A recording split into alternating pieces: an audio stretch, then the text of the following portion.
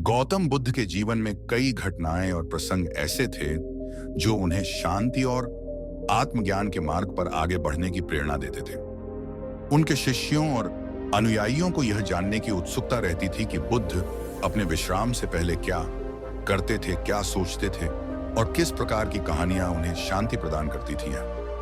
कथा उसी संदर्भ में है जिसमें यह बताया गया है कि गौतम बुद्ध रात को सोने से पहले कौन सी कहानी सुनना पसंद करते थे। एक समय की बात है जब बुद्ध अपने शिष्यों के साथ एक वन में ठहरे हुए थे। संध्या हो चुकी थी और धीरे धीरे सभी अनुयायी ध्यान और प्रार्थना के लिए एकत्रित हो गए थे। जब ध्यान समाप्त हुआ तो बुद्ध ने एक मुस्कान के साथ अपने शिष्य आनंद की ओर देखा और संकेत किया कि वह आज की कहानी सुनाए। आनंद, जो बुद्ध के प्रिय शिष्यों में से एक था, सदैव उनके साथ रहता और उनकी सेवा करता था।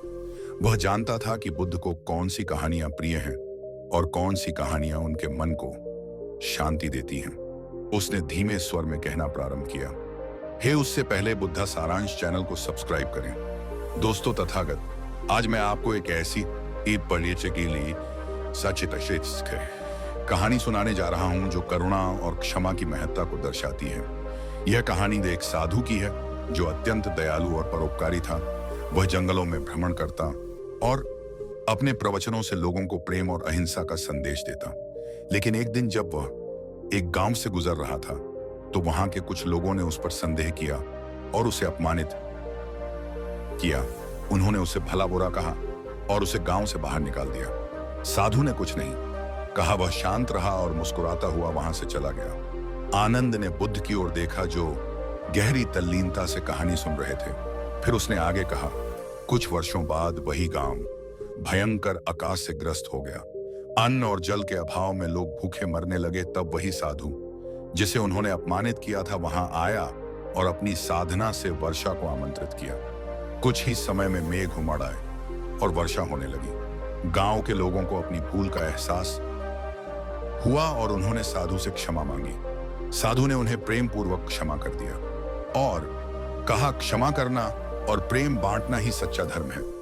इस कहानी को सुनकर बुद्ध ने अपनी आंखें बंद कर लीं और एक गहरी सांस ली। फिर उन्होंने कहा, इस कहानी में गहरी शिक्षा छिपी है। मनुष्य जब अहंकार और क्रोध को त्याग कर प्रेम और क्षमा का मार्ग अपनाता है तभी वह सच्ची शांति प्राप्त कर सकता है। मैं चाहता हूं कि तुम सभी इस शिक्षा को अपने जीवन में अपनाओ और किसी से भी बैर ना रखो। प्रेम और करुणा से ही संसार में वास्तविक शांति स्थापित हो सकती है। शिष्यों ने श्रद्धा से सिर झुकाया और बुद्ध को प्रणाम किया। इसके बाद सबने रात्रि विश्राम की तैयारी की। बुद्ध के मन में गहरी शांति थी क्योंकि उन्हें वह कथा सुनकर वही शांति और संतोष प्राप्त होता था जो उन्होंने अपने पूरे जीवन में प्राप्त करने का प्रयास किया था।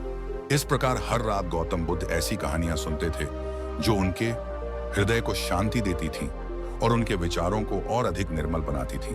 यह उनकी साधना और आत्मज्ञान की प्रक्रिया का एक महत्वपूर्ण भाग था जिसने उन्हें विश्व का सबसे महान आध्यात्मिक गुरु बना दिया। गंगा के किनारे बसा हुआ वह शांत और दिव्य स्थान जहां गौतम बुद्ध अपने शिष्यों के साथ रहते थे, यह स्थान केवल एक साधारण आश्रम नहीं था बल्कि ज्ञान, करुणा और आत्म अवलोकन का केंद्र था।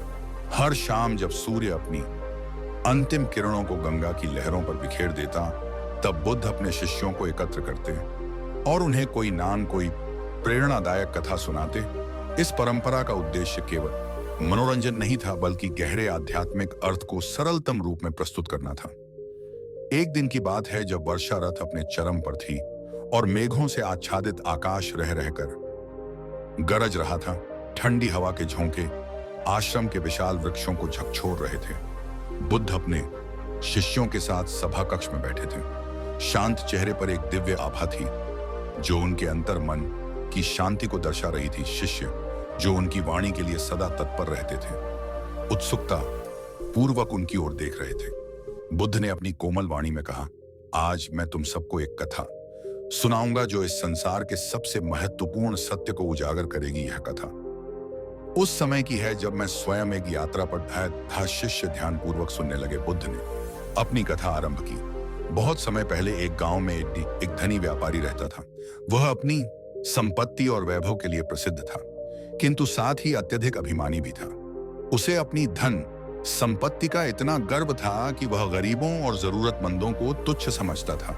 उसने कभी किसी की सहायता नहीं की थी और अपनी ही दुनिया में मग्न रहता था। एक दिन वह अपने व्यापार के सिलसिले में एक लंबी यात्रा पर निकला। मार्ग में उसने देखा कि एक वृद्ध व्यक्ति जो बहुत ही कृषिका और दुर्बल था, एक वृक्ष के नीचे बैठा है।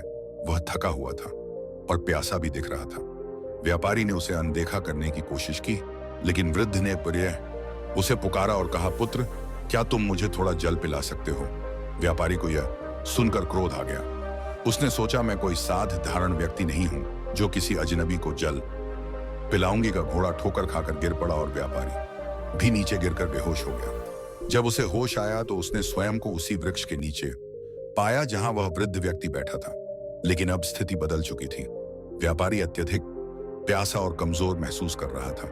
उसे लगा जैसे जीवन उसके शरीर से निकलता जा रहा हो। तभी उस वृद्ध व्यक्ति ने अपने पास रखा एक पात्र उठाया और उसमें से जल निकालकर व्यापारी के सूखे होठों पर रखा। व्यापारी ने जल ग्रहण किया और उसकी जान बच गई। जब उसे कुछ शक्ति मिली तो उसने वृद्ध से पूछा, मैंने तुम्हारी सहायता करने से इनकार कर दिया था, फिर भी तुमने मेरी सहायता क्यों की?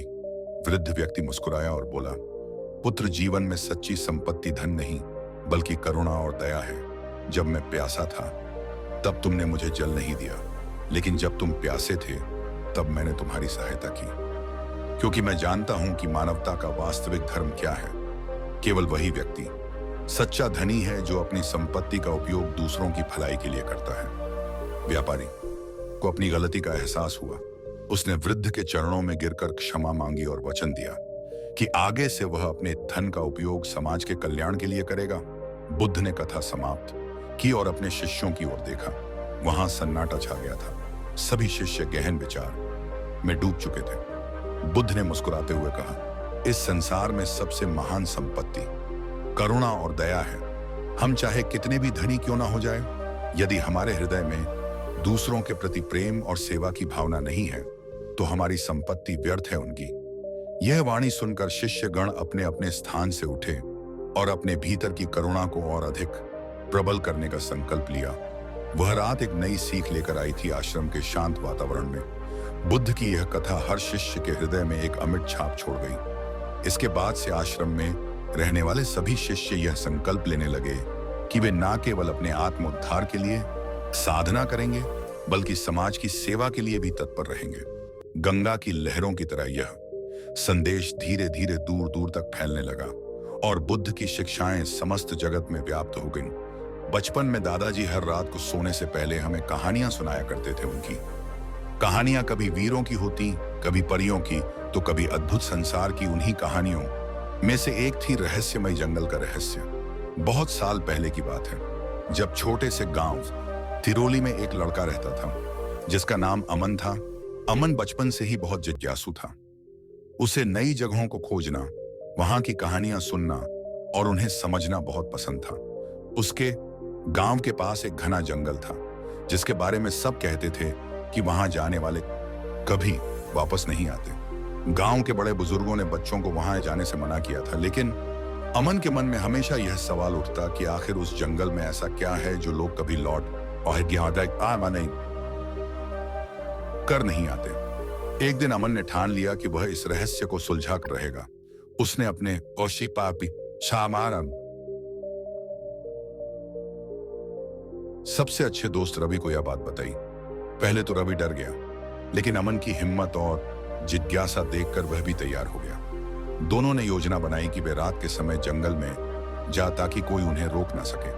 रात हुई, चांदनी अपनी हल्की रोशनी फैला रही थी और हल्की हवा चल रही थी। दोनों दोस्त चुपके से घर से निकले और जंगल की ओर बढ़ने लगे। जैसे ही वे जंगल में पहुंचे, एक अजीब सी ठंडक महसूस हुई। पेड़ ऊंचे और घने थे और चारों ओर घना अंधेरा था। सिर्फ झिंगुर की आवाज और पत्तों की सरसराहट सुनाई दे रही थी। जंगल के अंदर बढ़ते ही उन्हें महसूस हुआ कि यहाँ कुछ तो अलग है। हवा में अजीब सी खुशबू थी और एक चमकीली रोशनी दूर से दिखाई दे रही थी। दोनों धीरे धीरे उस रोशनी की तरफ बढ़ने लगे। जैसे जैसे वे पास पहुंचे, उन्होंने देखा कि वहां एक पुरानी हवेली खड़ी थी जो बहुत ही भव्य लेकिन सुनसान थी। हवेली की खिड़कियों से हल्की रोशनी बाहर आ रही थी और अंदर से धीमी धीमी सरगोशियां की आवाज भी आ रही थी। अमन ने धीरे से दरवाजे को धक्का दिया और वह चरमरा हुए खुल गया। दोनों अंदर घुसे और देखा कि दीवारों पर पुरानी तस्वीरें टंगी थी जिनमें कुछ अजीब सी आकृतियां बनी हुई थी। तभी अचानक एक तेज हवा चली और दरवाजा अपने आप बंद हो गया। दोनों डर गए, लेकिन हिम्मत बनाए रखी जैसे ही वे आगे बढ़े। एक बड़ी सी कुर्सी पर बैठा एक बूढ़ा आदमी दिखा। उसकी आंखें चमक रही थीं और उसने मुस्कुराकर कहा, आखिरकार तुम आ ही गए। अमन और रवि गए वे समझ नहीं पा रहे थे कि यह कौन है और इसे उनके आने के बारे में कैसे पता था। बूढ़े आदमी ने कहा, मैं इस बार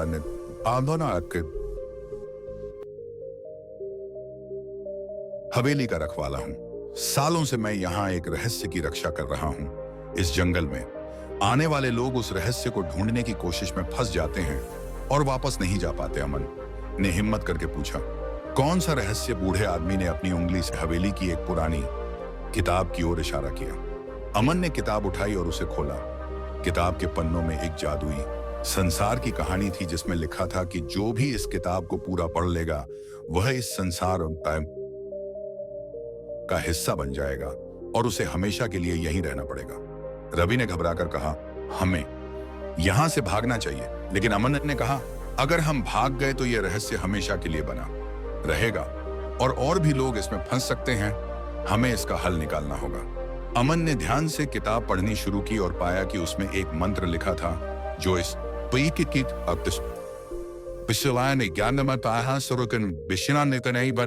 जादू को तोड़ सकता था। लेकिन शर्त यह थी कि मंत्र को पूरी निष्ठा और विश्वास के साथ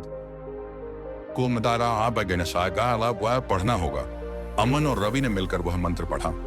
जैसे ही उन्होंने मंत्र पूरा किया, हवेली कांपने लगी, दीवारों से रोशनी निकलने लगी और अचानक सब कुछ गायब हो गया। वे दोनों अब जंगल के खुले मैदान में खड़े थे और हवेली वहां नहीं थी। वे दोनों एक दूसरे को देख रहे थे, यह समझने की कोशिश कर रहे थे कि आखिर हुआ क्या। तभी गांव के बड़े बुजुर्ग वहां आ गए और बोले, तुमने हमारे गांव पर पड़े इस श्राप को खत्म कर दिया। यह जंगल अब सुरक्षित है। अमन और रवि ने गर्व से एक दूसरे को देखा। उन्होंने न सिर्फ एक रहस्य को सुलझाया बल्कि गांव को भी बचा लिया। उस रात जब वे घर लौटे तो अमन के दादाजी ने उन्हें गले लगाकर कहा, तुम्हारी कहानी अब मैं हर रात बच्चों को सुनाया करूंगा ताकि वे भी साहस और बुद्धिमानी से हर समस्या का हल कहानी निकालना सीखें। उस रात के बाद तिरोली गांव के बच्चे हर रात सोने से पहले यह कहानी सुनते थे और अमन और रवि की बहादुरी से प्रेरित होते थे। गंगा के तट पर बसे एक छोटे से गांव में एक युवा बालक रहता था जिसका नाम आनंद था। वह अत्यंत जिज्ञासु और उत्साही था, लेकिन जीवन की वास्तविकता को समझने के लिए वह हमेशा बेचैन रहता था। उसे लगता था कि संसार में दुख ही दुख है और वह इस पीड़ा का समाधान खोजना चाहता था। एक दिन गांव में यह खबर फैली कि भगवान बुद्ध पास के वन में ठहरे हुए हैं और वहां पर अपने शिष्यों को धर्म का उपदेश दे रहे हैं। आनंद ने अपने मन में ठान लिया कि वह भी बुद्ध से मिलेगा और अपने प्रश्नों का उत्तर पाएगा। वह बिना समय गंवाए बुद्ध के आश्रम की ओर चल पड़ा। जब वह वहां पहुंचा तो उसने देखा कि कई लोग बुद्ध के चरणों में बैठकर उनकी शिक्षाओं को सुन रहे थे। आनंद भी चुपचाप एक किनारे बैठ गया और उनकी वाणी को ध्यान से सुनने लगा। बुद्ध ने उस दिन करुणा और धैर्य के महत्व पर उपदेश दिया। उनकी वाणी इतनी मधुर और तर्क संगत थी कि आनंद का मन पूरी तरह से उनकी ओर आकर्षित हो गया। उपदेश के बाद आनंद ने बुद्ध के पास जाकर विनम्रता से पूछा, भगवान, संसार में इतना दुख क्यों है और क्या इससे मुक्ति पाना संभव है? बुद्ध मुस्कुराए और बोले, आनंद, इस प्रश्न का उत्तर तुम्हें एक कहानी के माध्यम से मिलेगा। यह वही कहानी है जो मैं हर रात अपने शिष्यों को सुनाता हूं, जिससे उन्हें जीवन की सच्चाई का ज्ञान हो सके। बहुत समय पहले की बात है। एक गांव में एक किसान रहता था। वह परिश्रमी था और अपनी मेहनत से खेतों में अन्न उपजा था। उसका एक पुत्र था जिसे वह अत्यंत प्रेम करता था। किसान ने अपने बेटे को हर प्रकार की सुख सुविधाएं देने का प्रयास किया, लेकिन उसने जीवन के कठिनाइयों का सामना करने की शिक्षा नहीं दी। एक दिन किसान का पुत्र बीमार हो गया। किसान ने हर प्रकार से उसका इलाज करवाने का प्रयास किया, लेकिन कुछ ही दिनों में उसका पुत्र संसार छोड़कर चला गया। वो किसान अत्यंत दुखी हो गया और अपने मन की शांति खो बैठा। उसने रो रो कर भगवान से प्रश्न किया, हे प्रभु, यह कैसा न्याय है मैंने कभी किसी का अहित नहीं किया, फिर भी आपने मेरे पुत्र को मुझसे छीन लिया दुख से। व्याकुल किसान भगवान बुद्ध के पास गया और उनसे अपने मन की पीड़ा व्यक्त की। उसने बुद्ध से प्रार्थना की, मुझे मेरे दुख से बाहर निकालिए। बुद्ध ने उसे बड़े प्रेम से देखा और बोले, मैं तुम्हारी पीड़ा को समझता हूं, लेकिन मैं चाहता हूं कि तुम मेरे लिए एक कार्य करो। तुम गांव में जाओ और ऐसे घर से एक मुट्ठी चावल लेकर आओ जहां कभी किसी ने कोई दुख ना झेला हो। किसान को यह कार्य सरल लगा और वह गांव में चावल मांगने निकल पड़ा। वह पहले एक धनी व्यापारी के घर गया और उनसे एक मुट्ठी चावल मांगा। व्यापारी ने चावल देने को तत्परता दिखाई, लेकिन किसान ने पूछा, क्या इस घर में कभी कोई दुखी नहीं हुआ? व्यापारी की आंखों में आंसू आ गए। उन्होंने कहा, मेरे पिता की मृत्यु ने हमें पोसेते अत्यंत दुख दिया था। किसान निराश होकर वहां से चला गया और एक अन्य घर पहुंचा। वहां पर एक वृद्ध महिला थी जिसने उसे चावल देने की पेशकश की, लेकिन जब किसान ने वही प्रश्न किया तो महिला की आंखें नम हो गईं। उन्होंने कहा, मैंने अपने पति को वर्षों पहले खो दिया था और तब से अकेली हूं। किसान एक घर से दूसरे घर जाता रहा, लेकिन हर स्थान पर उसे यही उत्तर मिला कि इस संसार में कोई भी ऐसा नहीं जिसने दुख का सामना न किया हो। थक कर किसान बुद्ध के पास वापस आया और बोला, हे प्रभु, मैं पूरे गांव में गया, लेकिन मुझे एक भी ऐसा घर नहीं मिला जहां दुख ना हुआ हो। अब मुझे समझ में आ गया कि दुख जीवन का अभिन्न अंग है और इससे बचा नहीं जा सकता। बुद्ध ने मुस्कुराते हुए कहा, यही इस संसार का सत्य है। दुख से बचने का एकमात्र उपाय इसे स्वीकार करना और जीवन के प्रति एक संतुलित दृष्टिकोण अपनाना है। जब हम अपने मन को स्थिर और शांत रखते हैं तो हम किसी भी परिस्थिति में अपने आप को नियंत्रित रख सकते हैं। आनंद ने जब यह कहानी सुनी तो उसके मन की बेचैनी समाप्त हो गई। उसने समझ लिया कि दुख को नकारने की बजाय उसे स्वीकार करना ही सच्चा समाधान है। उस दिन के बाद आनंद ने स्वयं को धैर्य और अक्ति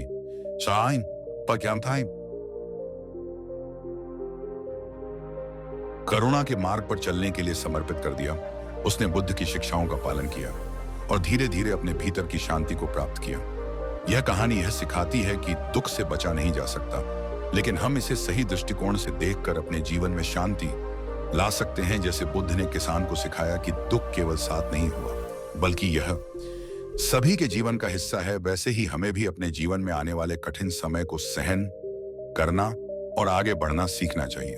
भगवान बुद्ध की शिक्षाएं हमें सिखाती हैं कि हम अपने भीतर करुणा, धैर्य और संतुलन विकसित करें ताकि किसी भी परिस्थिति में अपने मन पवन को शांत रख सके। जब हम दूसरों के दुख को समझते हैं तब हमारा मन व्यापक हो जाता है और हम जीवन के गहरे अर्थ को समझने लगते हैं। यह वही कहानी थी जो बुद्ध सोने से पहले अपने शिष्यों को सुनाते थे ताकि वे जीवन की सच्चाई को समझ सके और सच्चे ज्ञान की ओर अग्रसर हो सके।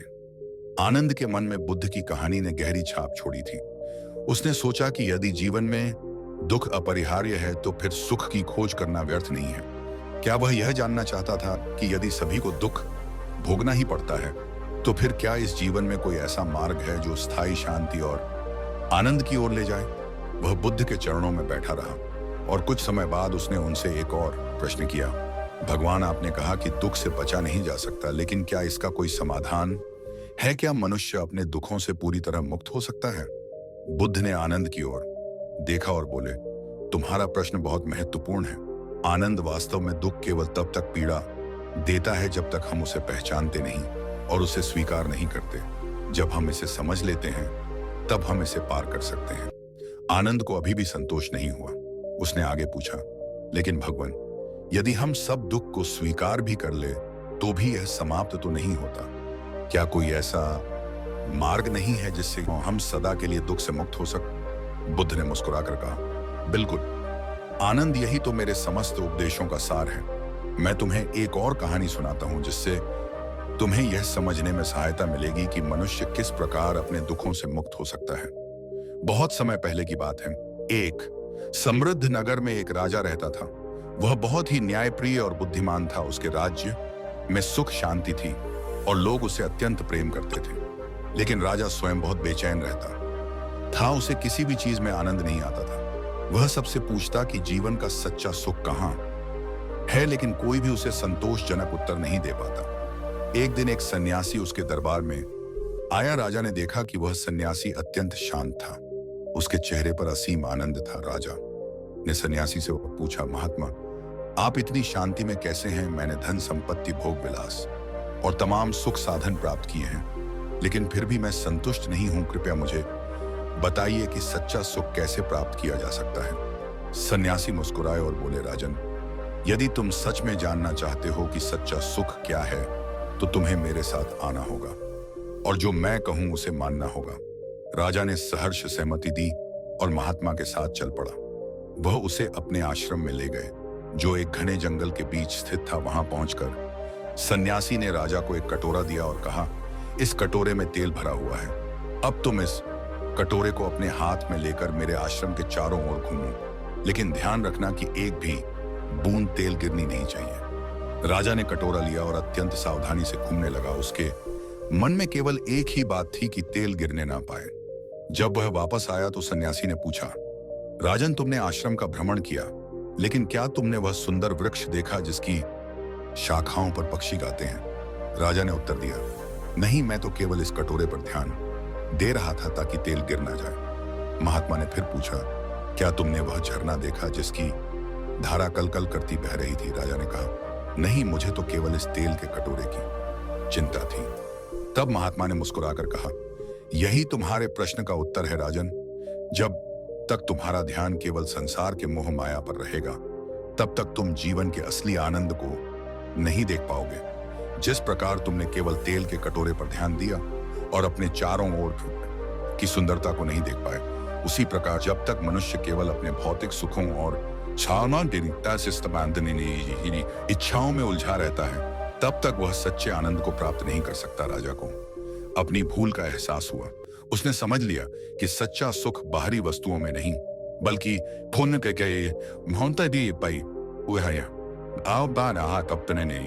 भीतर की शांति में है। उसने अपना राज्य अपने पुत्र को सौंप दिया और स्वयं सन्यासी के शिष्य बनकर आत्मज्ञान की खोज में निकल पड़ा। आनंद ने यह कहानी सुनी तो वह गहरे विचार में पड़ गया। उसने बुद्ध से पूछा, भगवान, क्या इसका अर्थ यह है कि हमें सभी सांसारिक वस्तुओं को त्याग देना चाहिए? बुद्ध ने उत्तर दिया, नहीं आनंद, संसार को त्यागना आवश्यक नहीं, लेकिन उसमें लिप्त होना भी उचित नहीं। जो व्यक्ति संसार में रहते हुए भी उससे मोह नहीं करता, वही सच्ची शांति प्राप्त करता है। जब तुम किसी चीज को अत्यधिक महत्व देते हो, तब तुम्हें उसका भय भी सताने लगता है। खो देने का भय, असफलता का भय। लेकिन जब तुम उसे केवल एक साधन के रूप में देखते हो और उसमें आसक्ति नहीं रखते, तब तुम मुक्त हो जाते हो। आनंद को यह बात धीरे धीरे समझ में आने लगी। उसने अनुभव किया कि मनुष्य की सबसे बड़ी पीड़ा उसकी अपनी इच्छाएं हैं। जब तक वह इन इच्छाओं से बंधा रहता है, तब तक उसे शांति नहीं मिल सकती। उस दिन के बाद आनंद ने अपने जीवन में बुद्ध के इन उपदेशों को अपनाना शुरू कर दिया। उसने अपने मन को नियंत्रित करना सीखा, इच्छाओं को त्यागना सीखा और अपने भीतर करुणा और धैर्य को विकसित किया। धीरे धीरे उसने अनुभव किया कि उसका मन अधिक शांत और संतुष्ट होता जा रहा है। समय बीतता गया और आनंद बुद्ध के प्रमुख शिष्यों में से एक बन गया। उसने संसार के विभिन्न भागों में जाकर बुद्ध की शिक्षाओं का प्रचार किया और अनेक लोगों को दुख से मुक्ति का मार्ग दिखाया। बुद्ध की यह कहानी, जिसे वह प्रत्येक रात्रि अपने शिष्यों को सुनाते थे, केवल एक कथा नहीं थी, बल्कि जीवन का सबसे महत्वपूर्ण सत्य था। यह सत्य हमें यह सिखाता है कि जब तक हम संसार की वस्तु को ही अपना सब कुछ मानते रहेंगे, तब तक हम असली आनंद को प्राप्त नहीं कर सकते। लेकिन जब हम संसार में रहते हुए भी उससे निर्लिप्त रहना सीख जाते हैं, तब हमें सच्चे सुख और शांति का अनुभव होता है। यह कहानी सिर्फ आनंद की नहीं, बल्कि प्रत्येक मनुष्य की है। हम सभी अपने जीवन में कभी ना कभी उस स्थिति में आते हैं जब हमें लगता है कि संसार में केवल दुख ही दुख है। लेकिन यदि हम बुद्ध की शिक्षाओं को अपनाएं और अपने भीतर करुणा, धैर्य और संतोष विकसित करें, तो हम भी सच्चे आनंद की प्राप्ति कर सकते हैं। और इस प्रकार बुद्ध की यह कहानी पीढ़ी दर पीढ़ी आगे बढ़ती रही, जिससे अनगिनत लोगों को जीवन का सच्चा मार्गदर्शन मिला। बुद्ध की वाणी आज भी गूंज रही है और जो कोई भी उसे ध्यानपूर्वक सुनता है, वह अपने भीतर शांति और आत्मज्ञान की ज्योति को प्रज्वलित कर सकता है। नमस्कार दोस्तों, अकेला व्यक्ति हर बार में आपका दिल से स्वागत है। दोस्तों, रात होते ही हम सभी सो जाते हैं, पर क्या आपको पता है सोने का भी तरीका होता है? आज हम सोने के तरीके के विषय में बात करेंगे दोस्तों। अगर आपका कोई सवाल है तो आप कमेंट में हमें पूछ सकते हैं। तो चलिए दोस्तों, रात की नींद कहानी शुरू करते हैं। नींद केवल एक सामान्य क्रिया नहीं है, बल्कि यह हमारे शरीर और मन के लिए सबसे आवश्यक चीजों में से एक है। सही तरीके से सोना न केवल हमारे स्वास्थ्य को बेहतर बनाता है, बल्कि यह हमारे मानसिक और आध्यात्मिक विकास में भी मदद करता है। लेकिन क्या आपने कभी सोने के सही तरीके के बारे में सोचा है? क्या आपको पता है कि आपकी सोने की आदतें आपके भाग्य, ऊर्जा और आने वाले कल को प्रभावित कर सकती हैं? प्राचीन ग्रंथों, वैज्ञानिक शोधों और योग विद्या में इस विषय पर बहुत गहराई से चर्चा की गई है। सोने से पहले हम जो भी विचार करते हैं, जो भावनाएं महसूस करते हैं, वे हमारे अवचेतन मन में समाहित हो जाती हैं और हमारे भविष्य को प्रभावित करती हैं। इसलिए यह बहुत जरूरी है कि हम सही मानसिकता, सही मुद्रा और सही भावनाओं के साथ सोने जाएं। आइए आज हम आपको एक ऐसी प्रेरणादायक कहानी सुनाते हैं जो न केवल आपको सोने का सही तरीका सिखाएगी, बल्कि आपके जीवन को बदलने की शक्ति भी रखती है। यह कहानी आपको भावनाओं से भर देगी और आपके मन को शांति और प्रेरणा से भर देगी। राघव एक साधारण लेकिन मेहनती व्यक्ति था। वह दिन भर काम करता और रात को थककर अपने बिस्तर पर गिर जाता। लेकिन उसकी एक समस्या थी, वह ठीक से सो नहीं पाता था। चाहे वह कितना भी थक जाए, रात को उसके मन में हजारों विचार उमड़ रहते। कभी बीते हुए समय की चिंताएं, कभी भविष्य की अनिश्चितता, कभी जीवन की परेशानियां। उसकी नींद अधूरी रहती और सुबह उठते ही वह खुद को और भी थका हुआ महसूस करता। एक दिन वह अपने दादाजी के पास गया, जो एक विद्वान और योगी थे। उसने कहा, दादाजी, मैं रात को सो नहीं पाता, मेरा मन अशांत रहता है। आप ही मुझे कोई उपाय बताइए। दादाजी मुस्कुराए और बोले, बेटा, सोने का सही तरीका जान लो, फिर देखना तुम्हारा जीवन कैसे बदलता है। राघव ने आश्चर्य से पूछा, सोने का सही तरीका? क्या कोई खास तरीका होता है? दादाजी बोले, बिल्कुल, और इसे समझने के लिए आज रात में तुम्हें एक विशेष प्रयोग करने को कहूंगा। राघव उत्सुक हो गया। उसने पूछा, क्या करना होगा? दादाजी ने गंभीरता से कहा, रात को जब सोने जाओ तो ये 5 बातें करना। सबसे पहले अपने मन को शांत करना। सोने से पहले दिन भर की परेशानियां भूल जाओ, अपने मन को हल्का करो। याद रखो, जो बीत गया उसे बदला नहीं जा सकता, और जो आने वाला है उसकी चिंता करने से कुछ नहीं बदलेगा। राघव ने उस रात यही किया। जब वह बिस्तर पर गया तो उसने गहरी सांस ली और अपने मन से सभी चिंताओं को बाहर निकालने की कोशिश की। उसने महसूस किया कि उसका मन पहले से हल्का हो गया है। दूसरा नियम था कृतज्ञता का अभ्यास। सोने से पहले कम से कम 3 चीजों के लिए भगवान को धन्यवाद देना चाहिए।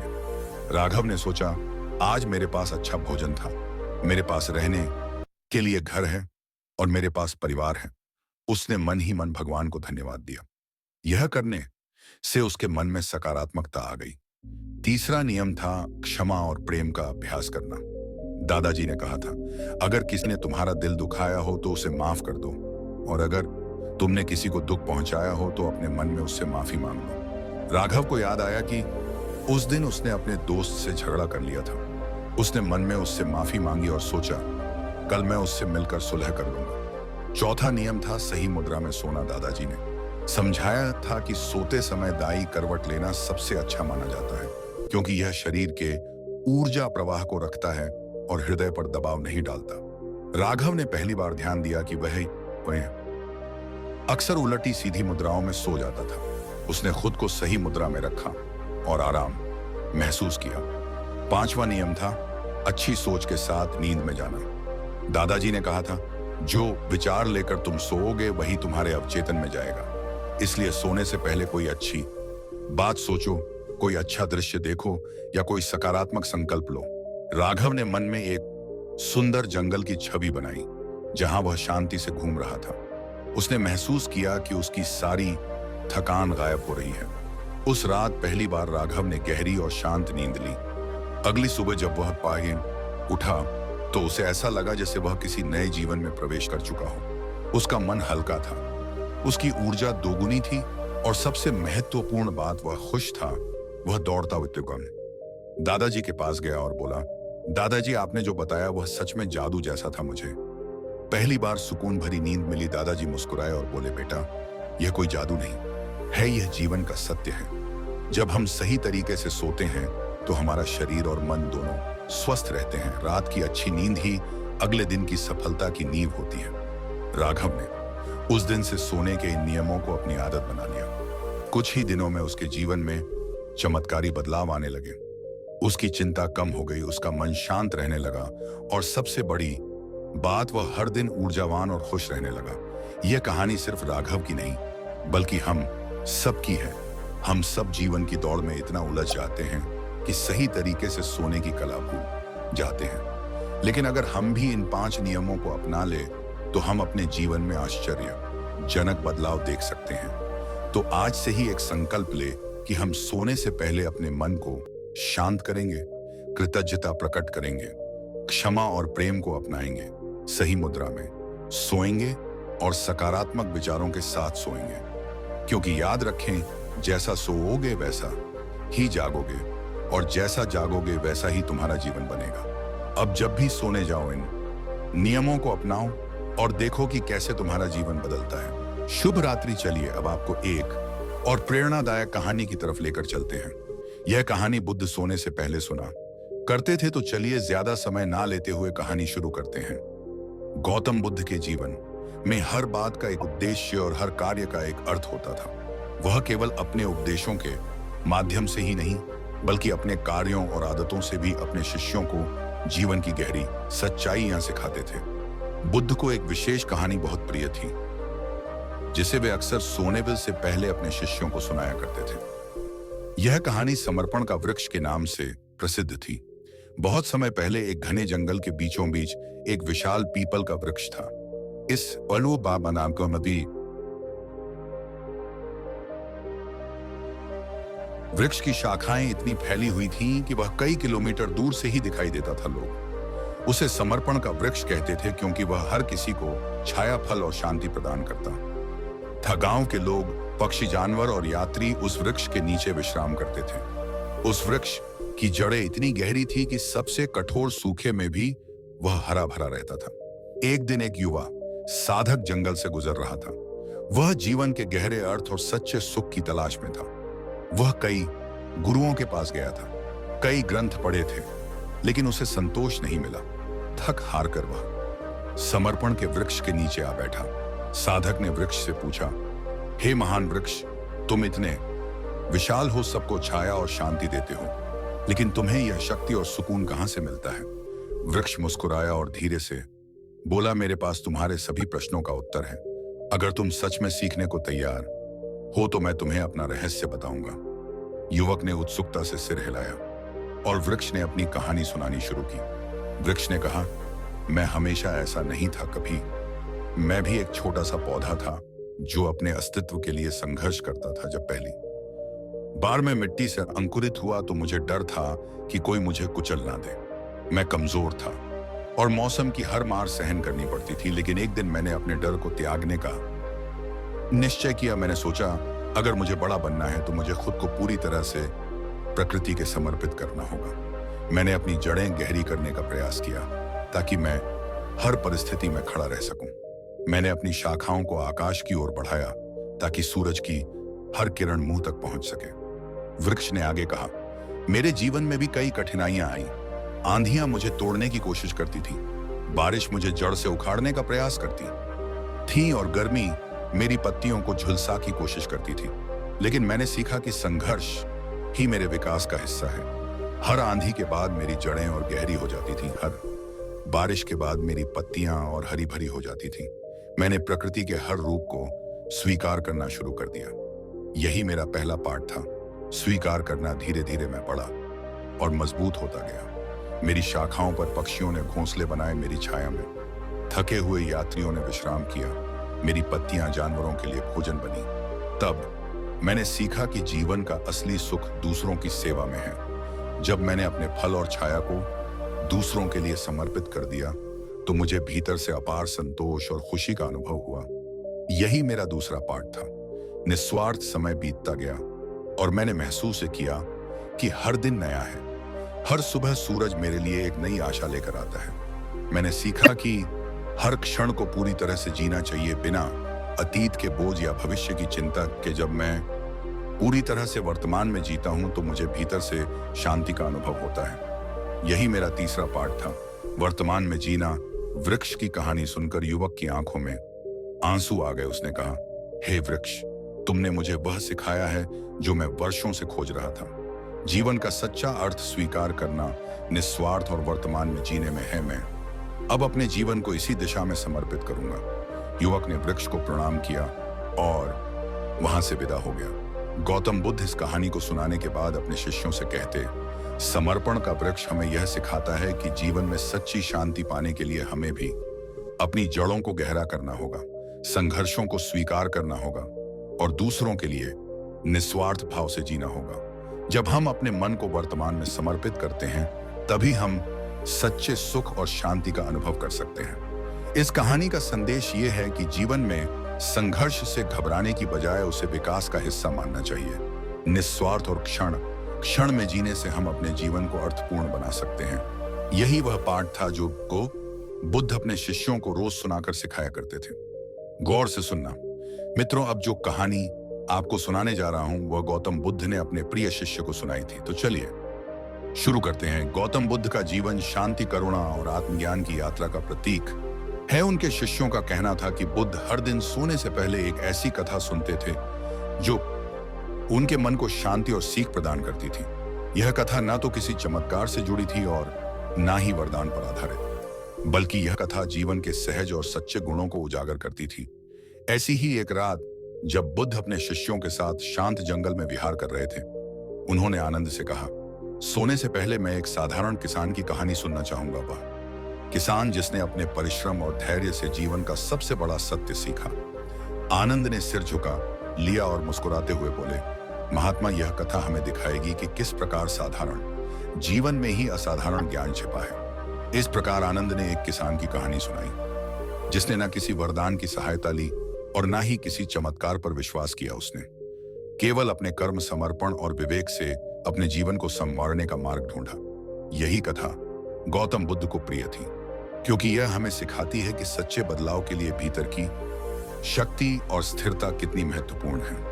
बहुत समय पहले एक छोटे से गांव में एक साधारण किसान रहता था जिसका नाम सोम था। सोम ईमानदार, परिश्रमी और सादा जीवन जीने वाला व्यक्ति था। उसकी छोटी सी जमीन और एक जोड़ी बैल थे जिनसे वह अपनी रोजी रोटी कमाता था। लेकिन उसका जीवन आसान नहीं था। एक साल बारिश समय पर नहीं हुई, खेत सूख गए और फसलें बर्बाद हो गईं। गांव के कई किसान हताश होकर अपनी जमीन छोड़ने लगे। कुछ ने देवताओं से प्रार्थना की तो कुछ ने वरदान की आशा में अपने सारे धन को दान कर दिया। लेकिन सोम ने ऐसा कुछ नहीं किया। जब पड़ोसी उससे पूछते, तुम क्यों नहीं किसी चमत्कार की आस रखते, तो सोम मुस्कुरा कर कहता, मेरे पास केवल मेरा परिश्रम और धैर्य है, मैं इन्हीं पर भरोसा करता हूं। उस कठिन वर्ष में सोम ने पानी की कमी से जूझते हुए अपने खेतों की मिट्टी को खुदाई करके गहरा किया। उसने अपने बैलों की देखभाल की, उन्हें अच्छे से चारा खिलाया और छोटे छोटे तालाब खोदने शुरू किए ताकि बारिश का पानी इकट्ठा हो सके। गांव वाले उसका मजाक उड़ाते थे, लेकिन सोम ने परवाह नहीं की। फिर अगले साल बारिश सामान्य से अधिक हुई। सोम के छोटे तालाब पानी से भर गए। उसने अपनी जमीन में बीज बोए और आश्चर्यजनक रूप से उसकी फसल इस बार इतनी अच्छी हुई कि उसने पूरे गांव के किसानों की मदद की। आनंद ने कथा समाप्त की और कहा, महात्मा, सोम की कहानी हमें यह सिखाती है कि जीवन में वरदान या चमत्कार की जरूरत नहीं है। धैर्य, कर्म और विवेक ही असली वरदान है। गौतम बुद्ध ने मुस्कुराते हुए कहा, सत्य कहाँ आनंद। यह कथा मुझे याद दिलाती है कि आत्मनिर्भरता और समर्पण का मार्ग ही सच्चे शांति की ओर ले जाता है। यही मेरे जीवन का संदेश है। इस कथा का सार यह है कि जीवन में स्थायी समाधान केवल हमारी अपनी मेहनत, धैर्य और विवेक से ही आते हैं। वरदान या चमत्कार से प्राप्त सुख क्षणिक होता है, लेकिन स्वयं का परिश्रम और विश्वास स्थायी आनंद देता है। कि आप हर दिन एक प्रेरणादायक कहानी जरूर सुने। प्रेरणादायक कहानियां गहरे स्तर के ज्ञान को सीखने का एक शानदार तरीका है। यहाँ कुछ लघु प्रेरणादायक कहानियों का संग्रह है जो आपके मन और आत्मा के उत्थान की शक्ति को बढ़ा सकती हैं। प्रेरणादायक कहानियां हमेशा हमारे जीवन में महत्वपूर्ण भूमिका निभाती हैं, क्योंकि हम ऐसी कहानियों से बहुत कुछ सीख सकते हैं। प्रेरणादायक कहानियों का इतिहास उतना ही पुराना है जितना कि स्वर्ग और नरक की अवधारणा कोई भी निर्धारित नहीं कर सकता है कि यह कहानियां वास्तव में कहां से शुरू हुई हैं। लेकिन तथ्य यह है कि यह कहानियां आत्म प्रेरणा और किसी के व्यक्तित्व को विकसित करने में महत्वपूर्ण भूमिका निभाती हैं। यह कहानियां हमेशा दिल को छूती हैं और भावनाएं पैदा करती हैं। इसलिए जब भी हम कोई अच्छी प्रेरक कहानी सुनते हैं तो हमारी आत्मा तरोताजा हो जाती है।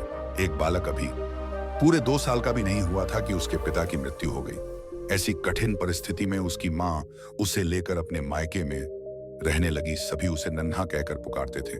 छोटे से कद का बालक शारीरिक रूप से दुर्बल था, किंतु मानसिक रूप से अत्यंत मेधावी। उसे जो कुछ भी कहा या सिखाया जाता वह बड़े मनोयोग से उसे ग्रहण करता था। धीरे धीरे दिन बीतते गए और बालक 6 वर्ष का हो गया। एक बार वह अपने कुछ मित्रों के साथ मिलकर किसी बाग में फूल तोड़ने पहुंचा। वह बालक और उसके सभी फल तोड़ने लगे। तभी माली आ गया। उस बालक के सभी मित्र भाग गए, लेकिन वह माली की पकड़ में आ गया। माली ने उसे डंडे से पीटना शुरू किया। नन्हा मार खाता रहा और फिर धीमी आवाज में माली से बोला, मेरे पिता इस दुनिया में नहीं है, इसलिए तुम मुझे इस तरह मार रहे हो। बालक की बात सुनकर माली का हाथ रुक गया। माली शांत होकर बोला, बेटा, तुम्हारे पिता के ना होने से तुम्हारी जिम्मेवारी और अधिक बढ़ जाती है कि तुम कोई गलत काम नहीं करो। यह सुनकर नन्हा बालक फूट फूट कर रो पड़ा और फिर कभी गलत काम ना करने का संकल्प लिया।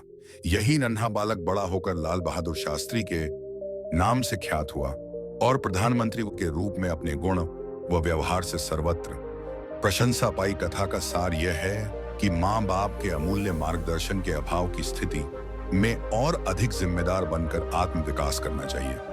19वीं शताब्दी का एक प्रसंग है। मेदिनीपुर जिले के वीर सिंह नामक गांव में एक मां अपने पुत्र के साथ रहती थी। मां का रहन सहन अत्यंत सादा था और विचार अति उच्च। अपने पुत्र को वह सदा सुसंस्कार की शिक्षा देती थी। पुत्र भी मां का आज्ञाकारी था। मां बहुत संघर्ष कर पुत्र का पालन पोषण कर रही थी। पुत्र अपनी मां के कष्टों को देखता समझता था और इसी वजह से उसके मन में यह भावना थी कि बड़ा होकर अपनी मां को सभी प्रकार के सुख दूं। एक दिन पुत्र ने मां से कहा, मेरी बहुत इच्छा है कि तुम्हारे लिए कुछ गहने बनवाऊंगा। यह सुनकर मां बोली, बेटा, मुझे बहुत दिनों से 3 प्रकार के गहनों की इच्छा है। पुत्र ने पूछा, वे कौन से गहने हैं? मां ने उत्तर दिया, बेटा, इस गांव में स्कूल नहीं है। तुम एक अच्छा स्कूल बनवाना, एक दवाखाना खुलवाना, गरीब और अनाथ बच्चों के रहने और भोजन की व्यवस्था करवाना, यही मेरे लिए गहनों के समान होगा। मां की बात सुनकर पुत्र रो पड़ा। वह पुत्र था पंडित ईश्वर चंद्र विद्यासागर और मां भगवती देवी। वीर सिंह गांव में इस पुत्र द्वारा स्थापित किया हुआ भगवती विद्यालय आज भी उन अमूल्य गहनों की कथा सुना रहा है। कथा का सार यह है कि स्वयं की सज्जा से अधिक समाज को संवारने की कामना ही मनुष्य को मनुष्यावकाश अच्छी बातें बताकर उन्हें आचरण में उतारने को आग्रह करते थे। प्रतिदिन संध्या को वे प्रवचन करते और श्रोताओं को इन धर्म ग्रंथों की कथाएं व दृष्टांत सुनाकर उनमें सदाचार जागृत करने का प्रयास करते थे। स्वयं महात्मा जी का आचरण भी तदनुसार। तो वे तत्क्षण उसे किसी जरूरतमंद को दान कर देता। प्रवचन के पश्चात लोगों के प्रश्नों व जिज्ञासु का भी महात्मा जी समाधान करते हुए प्रायः रामायण आदि ग्रंथ से शिक्षा ग्रहण करने की बात कहते थे। एक दिन किसी व्यक्ति ने उनसे प्रश्न किया, महात्मा जी, रामायण को सही माना जाए या गलत? उन्होंने उत्तर दिया, वत्स, जब रामायण की रचना हुई थी तब मैं नहीं था। राम जी वन में विचरण कर रहे थे। तब भी मेरा अता पता नहीं था, इसलिए मैं नहीं बता सकता कि रामायण सही है या गलत। मैं तो सिर्फ इतना बता सकता हूं कि इसके अध्ययन एवं इससे मिलने वाली शिक्षा से सुधर कर मैं आज इस स्थिति में हूं। चाहो तो तुम भी इसका प्रयोग कर अपना जीवन बेहतर बना सकते हो। सार यह है कि धर्म ग्रंथ व नीति ग्रंथ तर्क का विषय नहीं होते, उनमें सतोमुखी जीवन के तत्व होते हैं। अतः उनसे अपने जीवन को सार्थकता देने की शिक्षा ग्रहण करनी चाहिए, ना कि उन्हें तर्क की कसौटी पर कसना चाहिए। उपन्यास काड़ा क्रोनिन अत्यंत निर्धन थे। पुस्तकों की रॉयल्टी या तो प्रकाशक हड़प जाते अथवा क्रोनिन को उनके हक से कम 2 क्रोनिन बहुत सीधे थे। प्रकाशकों से लड़ाई कर अपना हक लेना उन्हें नहीं आता था। अतः गरीबी में उनका जीवन बत रहा था। इसी गरीबी में जैसे तैसे उन्होंने चिकित्सा की पढ़ाई पूर्ण की और डॉक्टर बन गया। जब वे चिकित्सा के क्षेत्र में आए तो कुछ लोगों ने उन्हें इसके जरिए पैसा कमाने का तरीका बताया। वे लोगों की बातों में आकर मरीज से मोटी फीस वसूलने लगे। वे किसी भी निधन पर दया नहीं करता और पूरा चिकित्सा खर्च लेते। यह देखकर क्रोनेन की पत्नी बहुत दुखी हुई। वे अत्यंत दयालु थी पति की गरीबों के साथ यह निर्दय देख एक दिन वे बोली, हम गरीब ही ठीक थे, हमसे कम दिल में दया तो थी। उस दया को खोकर तो हम कंगाल हो गए, अब मनुष्य ही नहीं रहे। पत्नी की मर्मस्पर्शी बात सुनकर डा कोनेन को आत्माबोध हुआ और उन्होंने अपनी पत्नी से कहा, तुम सच कह रही हो, व्यक्ति धन से नहीं मन से धनी होता है। तुमने सही समय पर सही राह दिखाई, अन्यथा हम अमानवीय की गहरी खाई में गिर जाते तो कभी उठ ही नहीं पाते। कथा का निहितार्थ यह है कि जब मनुष्य अपनी मानवीयता की मूल पहचान से डिगने लगता है तो सामाजिक नैतिकता तो खंडित होती ही है, वह स्वयं भी भीतर खोखला हो जाता है, क्योंकि ऐसा उनकी पवित्र संस्कार शल्यता बलि छड़ चुकने के बाद ही होता है। बौद्ध धर्म का व्यापक प्रचार प्रसार हो चुका था। अनेक बौद्ध मठ स्थापित हो चुके थे। सभी मठों में योग्य आचार्य व कुपित की नियुक्ति की जानी थी ताकि वे बौद्ध धर्म के समुचित प्रसार में अपनी महती भूमिका निभा सके। आचार्य व कुलपति की नियुक्ति में उनके ज्ञान और विवेक के अतिरिक्त उनकी परहित रुचि को भी विशेष रूप से परखा जाता था, क्योंकि मठ सामूहिक हितों को प्रमुखता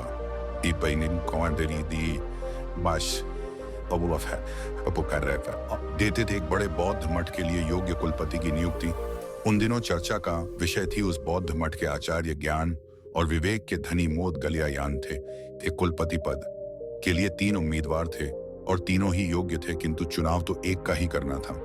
अतः तीनों की परीक्षा लेने के लिए तीनों को जंगल में भेजा गया। आचार्य मौदगलन उनकी परीक्षा लेने के लिए पहले ही जंगल में पहुंच गए। उन्होंने मार्ग में कांटे बिछा दिए। संध्या होने तक तीनों उम्मीदवार भी वहां आ पहुंचे। मार्ग में कांटे देखकर तीनों रुके। एक ने कुछ सोचकर अपना रास्ता बदल लिया, दूसरे ने कांटों पर से कूदकर रास्ता पार किया, तीसरा मार्ग से कांटे हटाने लगा ताकि मार्ग उसवाई दूसरों के लिए निष्क बन जाए। आचार्य मौदगल्या ने छुपकर यह देखा। यह सब देखकर आचार्य मौदगलन ने इस तीसरे उम्मीदवार को यह कहते हुए कुल्प घोषित किया कि मठ में सत प्रवृत्तियों को परंपरा वही डाल सकेगा जो सभी का ध्यान रख सके और अपने आचरण से प्रेरणा देने की क्षमता रखता होता है। एक गुरु और शिष्य तीर्थाटन हेतु जा रहे थे। चलते चलते शाम घिर आई तो दोनों एक पेड़ के नीचे रात्रि विश्राम के लिए रुक गए। गुरुजी रात्रि में मात्र 3-4 घंटे ही सोते थे, इसलिए उनकी नींद जल्दी पूर्ण हो गई। वे शिष्य को जगाए बिना दैनिक कार्यों से निवृत्त हो पूजा पाठ लग गए। इसी बीच उन्होंने एक विषधर सर्प को अपने शिष्य की ओर जाते देखा। चूंकि गुरुजी पशु पक्षियों की भाषा समझते थे, इसलिए उन्होंने सर्प से प्रश्न किया, सोए हुए मेरे शिष्य को डसने का प्रयोजन है? सर्प ने उत्तर दिया, महात्मा आपके शिष्य ने पूर्व जन्म में मेरी हत्या की थी, मुझे उससे बदला लेना है। अकाल मृत्यु होने पर मुझे सर्प योनि मिली है। मैं आपके शिष्य को डसकर उसे भी अकाल मृत्यु दूंगा। क्षण भर विचार केप्त गुरुजी बोले, मेरा शिष्य अत्यंत सदाचारी व होनहार होने के साथ ही अच्छा साधक भी है, फिर तुम उसे मरकर विश्व को उसके ज्ञान और प्रतिभा से क्यों वंचित कर रहे हो?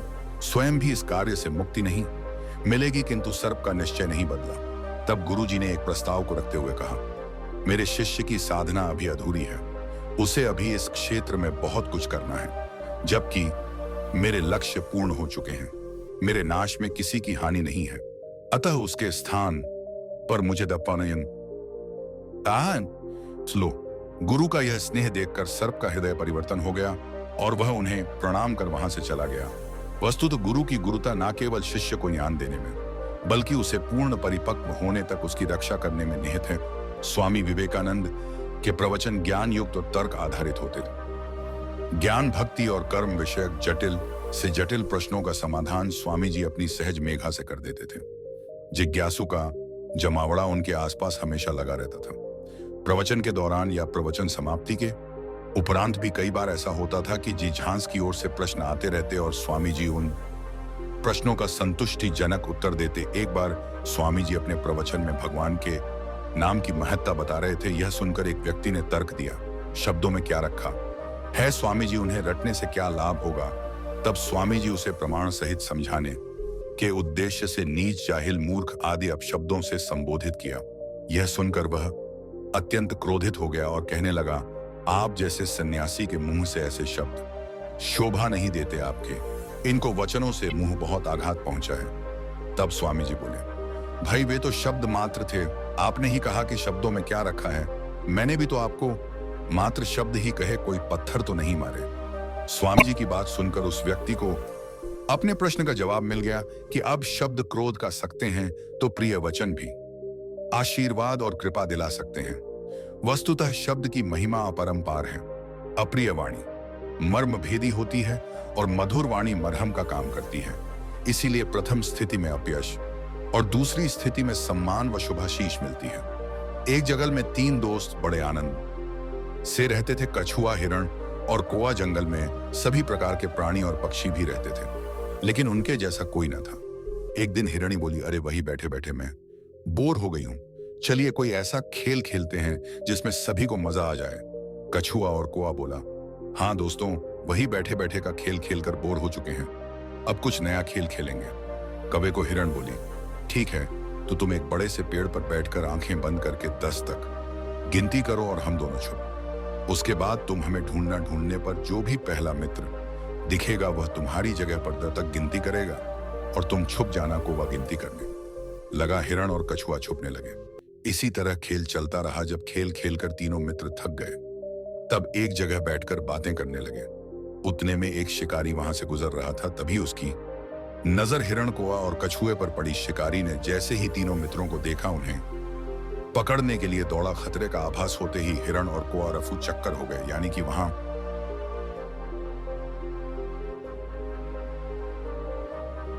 से भाग गए। कछुए को आभास हुआ, परंतु कछुए की चाल धीरे होने के कारण शिकारी के हाथ लग गया और शिकारी उसे अपने कपड़े में बांध कर ले जाने लगा। शिकारी मन ही मन खुश हो गया। हिरण नहीं तो कछुआ ही सही, रात का तो प्रबंध हो गया, यह कहकर वहां से जाने लगा। उधर हिरण और कौवा अपने मित्र को ऐसे शिकारी के कैद में देखकर दुखी होने लगे। तभी शिकारी भोजन में कछुए को खाने वाला है। यह सुनकर हिरण और कौवे ने एक योजना बनाई। कौवे ने हिरण को कहा कि जैसे ही शिकारी यहां से जब जाने लगेगा तब तुम उसके सामने जाना। जब शिकारी तुम्हें देखेगा तो अपनी पोटली जमीन पर रखकर तुम्हें पकड़ने के लिए जैसे ही दौड़ेगा, मैं जमीन पर रखी हुई पोटली पकड़कर उड़ जाऊंगा और तुम वहां से भाग जाना। जैसे ही शिकारी वहां से जाने लगा, हिरनी उसके सामने आया। अब मैं आ गई। शिकारी ने हिरनी को पकड़ने के लिए पोटली जैसे ही जमीन पर रखी, कौवा अपनी चोंच में पोटली पकड़कर उड़ गया।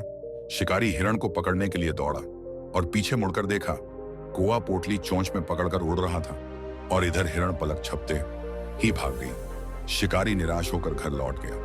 कौवे ने पोटली को महफूज जगह पर रखा और कछुए को शिकारी के चंगुल से आजाद कराया और तीनों मित्र आनंद से रहने लगे। इससे हमें यह सीख मिलती है कि असली दोस्ताना वही जो समय पर काम आए।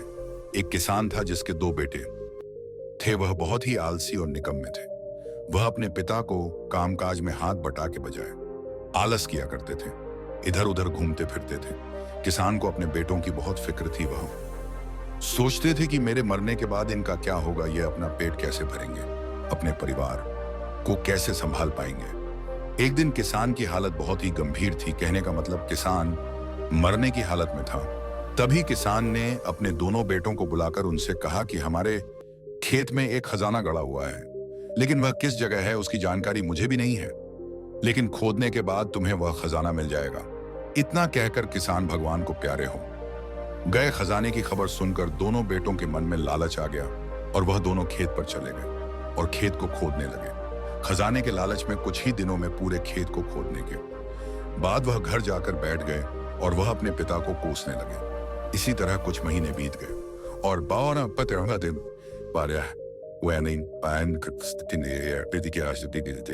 वर्षा ऋतु का आगमन हुआ।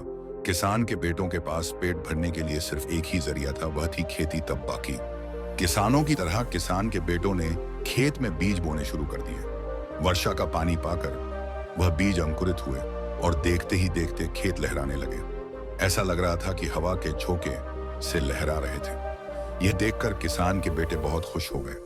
उनको समझ आ गया कि परिश्रम ही सच्चा धन होता है और वह उसी तरह से अपने पिता के शब्दों का मोल भी समझ गए और अपने कामकाज में लग गए। यही कहानी आज हम सबकी भी है। मित्रों, इसी पेड़ की तरह हमारे माता पिता भी होते हैं। जब हम छोटे होते हैं तो उनके साथ खेलकर बड़े होते हैं और बड़े होकर उन्हें छोड़कर चले जाते हैं और तभी वापस आते हैं जब हमें कोई जरूरत होती है। धीरे धीरे ऐसे ही जीवन बीत जाता है। हमें पेड़ रूपी माता पिता की सेवा करनी चाहिए, ना कि सिर्फ उनसे फायदा लेना चाहिए। इस कहानी में हमें दिखा देता है कि उस पेड़ के लिए वह बच्चा बहुत महत्वपूर्ण था और वह बच्चा बार बार जरूरत के अनुसार उस सेब के पेड़ का उपयोग करता था, यह सब जानते हुए भी कि वह उसका केवल उपयोग ही कर रहा है। इसी तरह आजकल हम भी हमारे माता पिता का जरूरत के अनुसार उपयोग करते हैं और बड़े होने पर उन्हें भूल जाते हैं। हमें हमेशा हमारे माता पिता की सेवा करनी चाहिए, उनका सम्मान करना चाहिए और हमेशा, भले ही हम तने भी व्यस्त क्यों ना हो, उनके लिए थोड़ा समय तो भी निकलते रहना चाहिए। एक समय की बात है, एक बार गौतम बुद्ध अपने शिष्यों के साथ बैठे हुए थे। तभी वहां एक व्यक्ति आया जो बहुत क्रोध में था और गौतम बुद्ध के पास आकर बहुत भला बुरा कहने लगा। गौतम बुद्ध के शिष्यों को बहुत गुस्सा आया, पर गौतम बुद्ध एकदम शांत थे। वह व्यक्ति वहां से चला गया।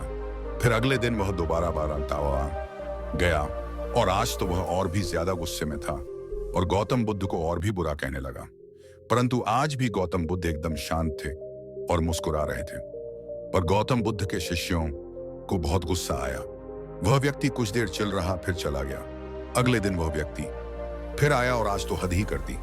उसने आकर गौतम बुद्ध को गाली देने लगा। गौतम बुद्ध के शिष्यों को बहुत गुस्सा आया, परंतु आज भी गौतम बुद्ध एकदम शांत थे।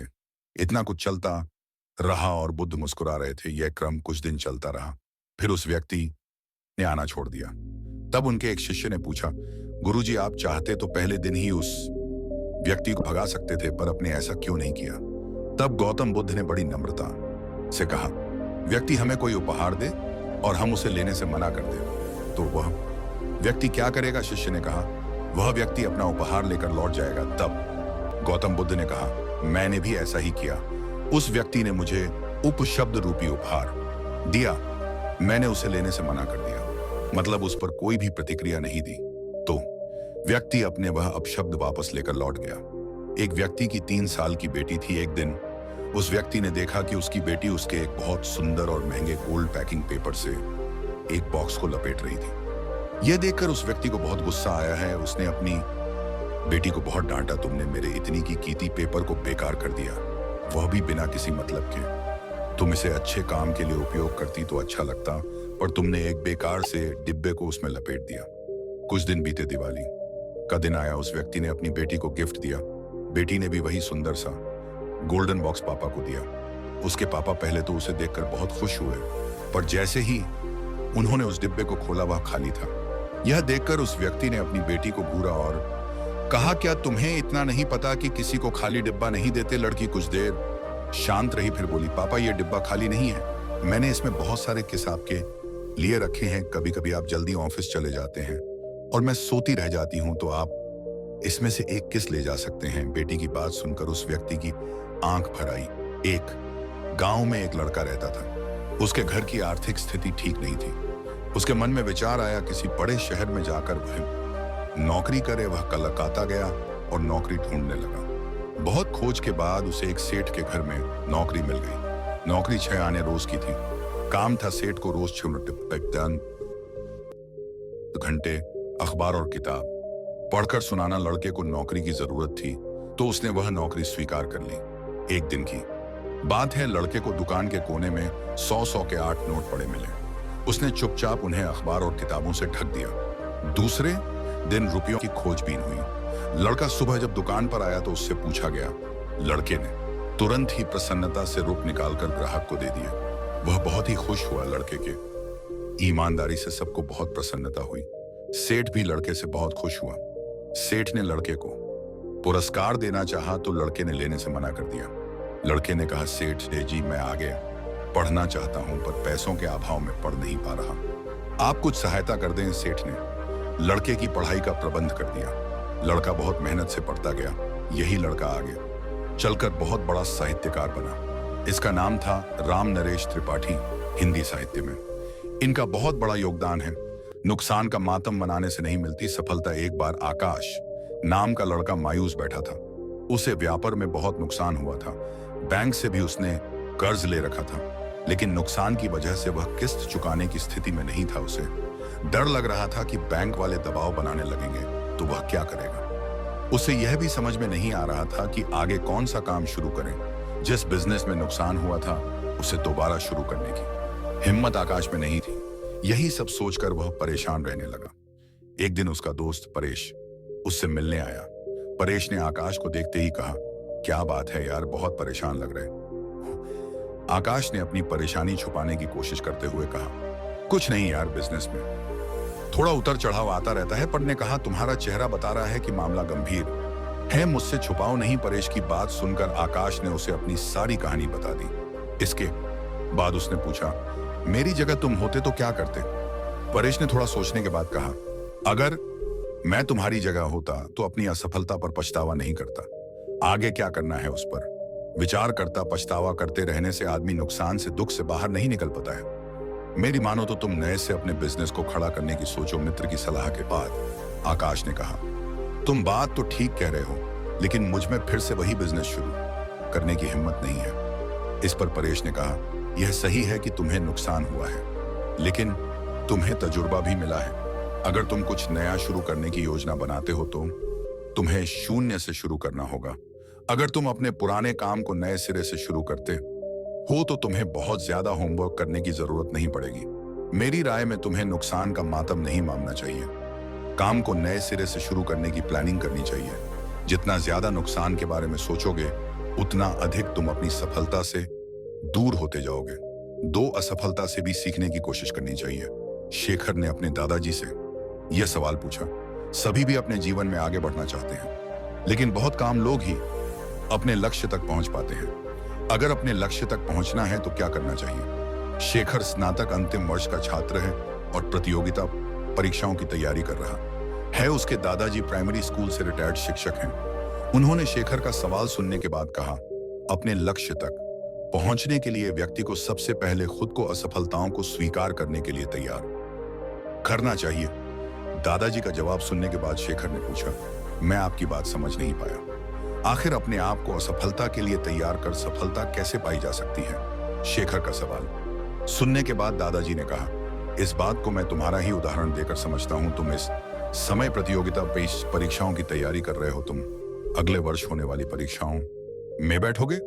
तुम यही सोचकर और बैठोगे कि तुम्हें सफलता मिलेगी। दादाजी की बात पर शेखर ने हमें सिर हिलाया। इसके बाद दादाजी जी ने कहा, मान लो तुम अपने पहले प्रयास में असफल हो जाते हो तो तुम क्या करोगे? शेखर ने कहा, मुझे बहुत निराशा होगी। मैं तैयारी में अपनी तरफ से कहीं कमी नहीं छोड़ रहा हूं। दादाजी ने कहा, निराशा ही असफलता की जड़ है। वह कैसे? शेखर ने सवाल किया। दादाजी बोले, तुम्हें लगता है कि तुम्हारी तैयारी मुकम्मल है, लेकिन परीक्षा तो दूसरे की इच्छा पर निर्भर है।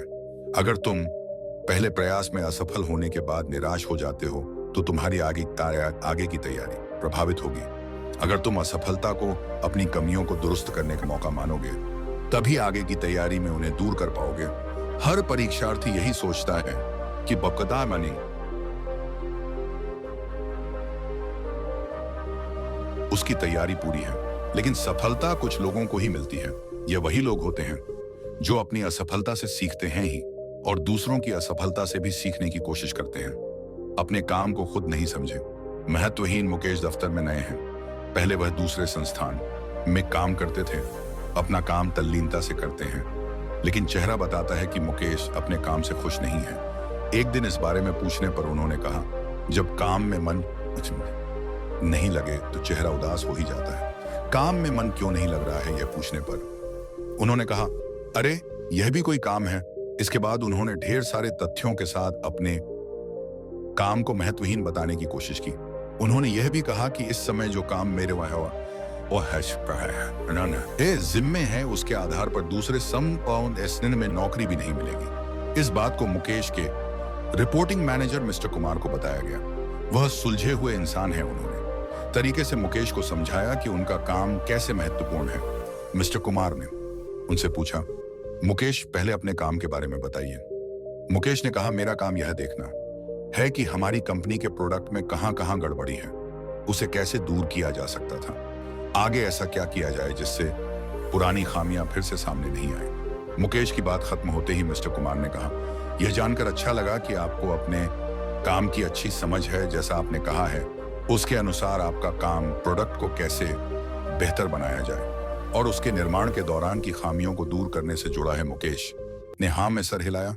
इसके बाद मिस्टर कुमार ने पूछा, जब प्रोडक्ट को लेकर इतनी बड़ी ही जिम्मेदारी कंपनी ने आपको दी है, तब आप अपने ने काम को महत्वहीन क्यों समझते हैं? एक आम धारणा है कि जो लोग प्रोडक्ट के निर्माण से सीधे जुड़े हैं वही मेस्ट्री में काम करते हैं, लेकिन हर काम मेन स्ट्रीम का होता है। अगर ऐसा नहीं होता तो कंपनी आपके ऊपर खर्च नहीं करती।